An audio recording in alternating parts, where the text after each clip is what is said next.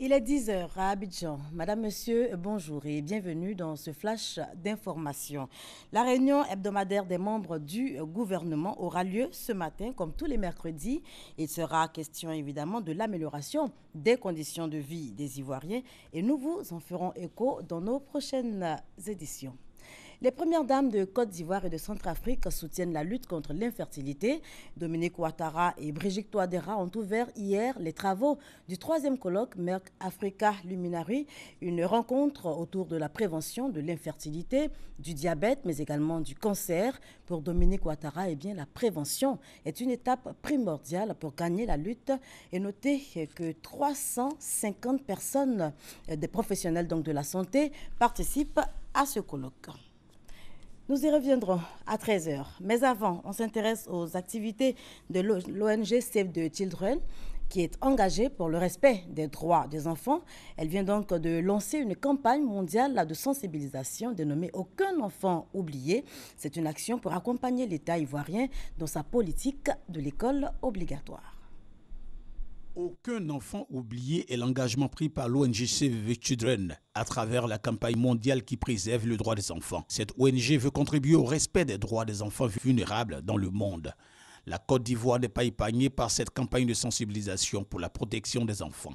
Les responsables de Save the Children entendent accompagner le gouvernement ivoirien dans sa politique de l'école obligatoire. Sensibiliser l'ensemble des acteurs du système éducatif, les parents et la communauté, les leaders traditionnels et religieux, afin de faire en sorte que toutes les filles en âge scolaire soient maintenues à l'école jusqu'à la fin de leur cursus scolaire.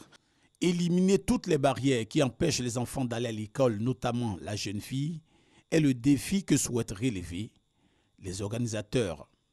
L'éducation, c'est important. Certains le voient comme un sacrifice. C'est un sacrifice, certes, dans le présent, mais c'est d'abord un investissement pour le futur. Vous voyez, je suis ce que je suis parce que j'ai été à l'école. Demain, même pour pouvoir travailler au champ, il va falloir être allé à l'école. Pour pouvoir générer de la ressource, créer de la richesse, créer de l'emploi, il sera nécessaire d'être allé à l'école.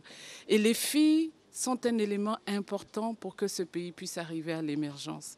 Selon un rapport mondial de Save the Children, si rien n'est fait, plus de 40 millions d'enfants se verront refuser une éducation de base en 2030. La campagne mondiale « Aucun enfant oublié » va durer 3 ans. La 6e édition des Journées nationales de la qualité s'est ouverte ce lundi.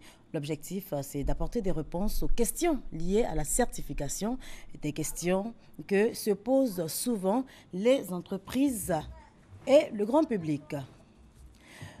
Aux États-Unis, dernière ligne droite dans la course à la Maison-Blanche, le 3e débat télévisé Trump-Clinton, c'est seulement dans quelques heures. La candidate démocrate Hillary Clinton et Donald Trump s'affrontent. Ils s'affronteront donc lors d'un dernier débat télévisé. Ce sera ce soir à Las Vegas.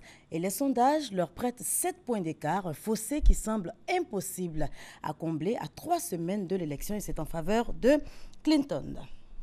Et pour terminer, notez qu'avec le lancement de la bataille de Mossoul, l'ONU s'attend à un déplacement massif de populations fuyant les combats d'ici à une semaine. Plusieurs ONG présentes dans la région s'alarment du risque d'une crise humanitaire. Mossoul est en passe d'être récupéré par l'armée irakienne. On se retrouve à 13 h pour le journal.